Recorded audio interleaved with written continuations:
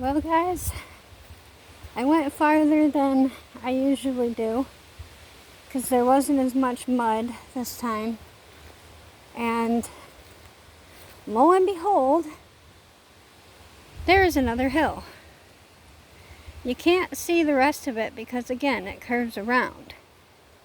But I'm thinking the new goal, maybe not today, because I'm still very sore from the storage unit wars yesterday. Maybe not today, but the new goal is to do 2 hills a day. Not sure when I'm going to start it, because I just started doing the 1 hill a day. But I'm very stubborn and I get bored easily. So what ends up happening is I go for my one walk, I get up that hill, I turn around, and then I want to go back down. Because I don't like the prospect of being bored again and not having anything to do. So the big thing for me, I think, right now is focusing on that 1 hill a day and have the goal be, if I get to the top of that hill and I have that feeling like I don't want to go back, I attempt that 2nd hill. So it's going to be a little bit of an if-and situation here. If I make it up the first one and I'm able to go further, I'm doing 2 hills a day. Because after doing that storage unit stuff and realizing I don't necessarily stay that sore, I'm still sore, don't get me wrong. But I feel a lot better after I took a shower and had my morning coffee. I was hurting real bad in bed. Didn't want to get up. Just felt like I wanted to stay there, and realized that it may have actually been laying down that was my problem. I was basically bedridden for a good 6 years in a deep depression. And that was why I needed back surgery to begin with, because I was laying down all the time, and they were putting me on such heavy medications during that period that I couldn't move. I was comatose. Completely comatose. I'm glad I don't need that much medication now. They took me off the Invega, but it's going to take a few months for it to wear off because it was a shot form. It's the Invega Sustana shot. So it's going to take a few months to wear off. Hopefully I lose some of this weight I've gained.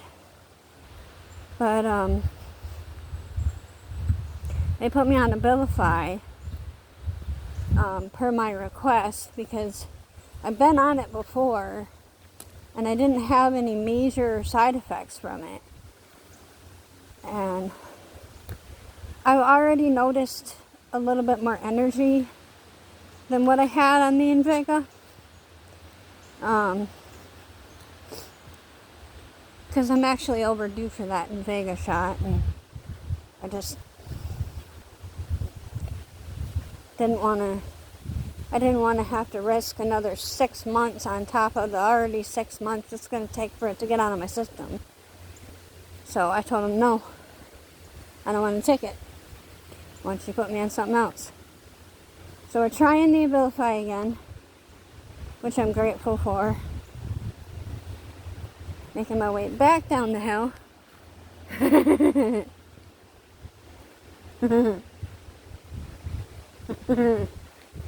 I love all these deer tracks. Deer are so cute, but they are vermin that eat everybody's crops.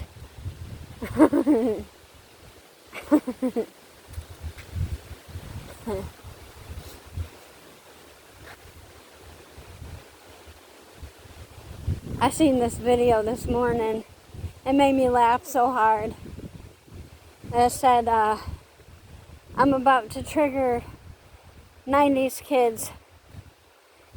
And it was Stitch with a Gen Xer. And she said, okay, well, I'm not a 90s kid, but we'll see how this goes.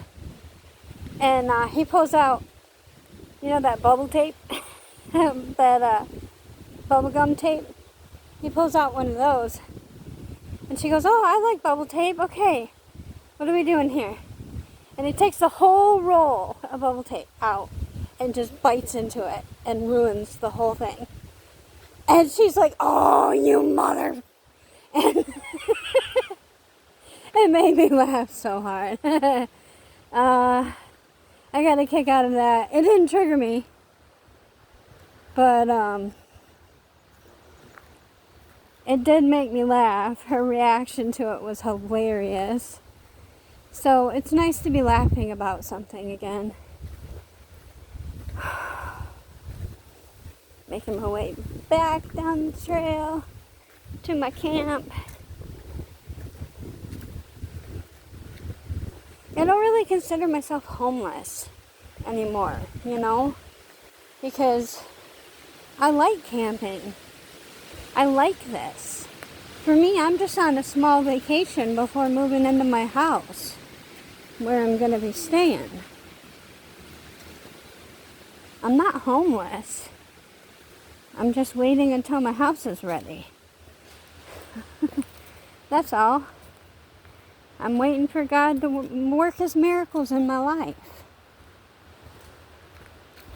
And part of that is being out here in nature.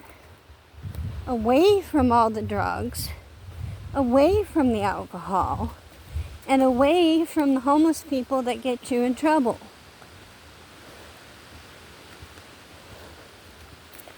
Not that I have anything against homeless people, but I'm telling you, some of them have a lot of issues. Issues I don't plan on contending with. I don't want to be friends with people that don't want to better their life. That's the whole point. I'm not trying to talk down on homeless people. Not all of them are like that. But you get to a hopeless, helpless point in your life and you just don't care anymore what happens. I've been there myself.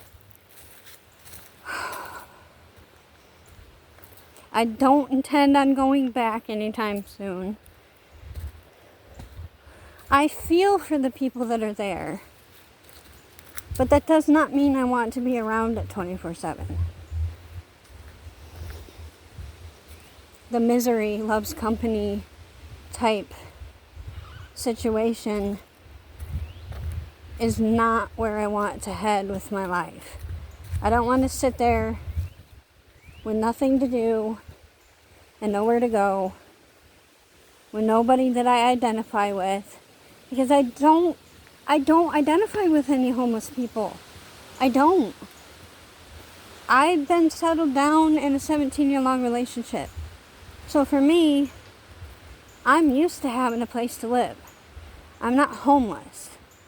Okay? I'm in between living situations right now. And that's okay. Because God needs me to take a break. Take a step back. Reflect on what I believe, who I want to be, how I want to live. I have a childhood disability. It's an invisible illness. Unfortunately, I'm a bit stunted. It doesn't seem like it a good portion of the time. But when you start talking to me and getting to know me, you understand I'm like a child in an adult's body.